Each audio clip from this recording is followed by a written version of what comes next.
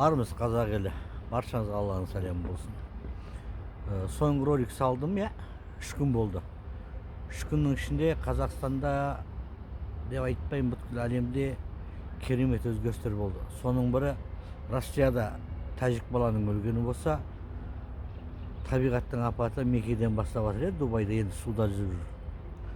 Мен бұлардың бәрін осы бір 4 күн бұрын, буквально деп айтайықшы орысша, 4-5 күн бұрын ғана айттым, осындай болады, былай болады деп. Енді біздің Қазақстанның өзінде не болып жатыр, оның бәрін өздеріңіз көріп тұрсыздар. Демек, айтқан сөз тура орында келе жатыр. Темір адам не тіледі, не сұрады, оны да айттым, я. Енді күн сана уақыт келе жатыр ғой, алдымызда қаңтар келе жатыр. Енді қаңтарда, 1 қаңтарда жақсылап тойлаймыз ба, білмей тұрмын мен үшін. Демек, Құдай шебер, қанды қырғын қылып қазақтың даласында болғанда, қаңтарда да тойлап бір дербіккеніміз жақсы емес ау. Ол нәубет қазақтың басынан кетпей қойды, сондықтан біз ондай дүниелердің бәрін еске алмауымыз керек та. Біз жай ғана рухани әлемде қазақылығымызды сақтап қалуымыз керек. Негізгі мен былай айтқан кезде өткенде айттым ғой, мен 1,5 миллион теңге сарғай өзім шешем деп. Я шешіп жатырмын, бірақ негізгі маған 54 мыңға адамың жеткен кезде 1000 теңгеден деп айтсаң бәрі халықта, сен бүткіл 54 миллион болатын проектің шеше саласың деген. Бірақ оны мен оған ондайға барғым да келіп тұрған жоқ, ол әркімнің ниеті білетін дүние болған соң. Бірақ маған тек қана күткен ауыр болып тұр. Неге дейсіз ғой? Каждый күні, әр күн сайын табиғаттағы болып апаттың және біздің өзіміздің түсінбеушілердің кеңкелек тарқыстан орға түсіп баратқаны менің жаныма батады да. Қашан есімізді жинайды екенбіз. Енді 1-2 күннен кейін жаңа жылдық дайындық басталып бітті ғой, енді шыршасын жақты церемония жасап, 16 күн ондай қаралы күн жасамап еді.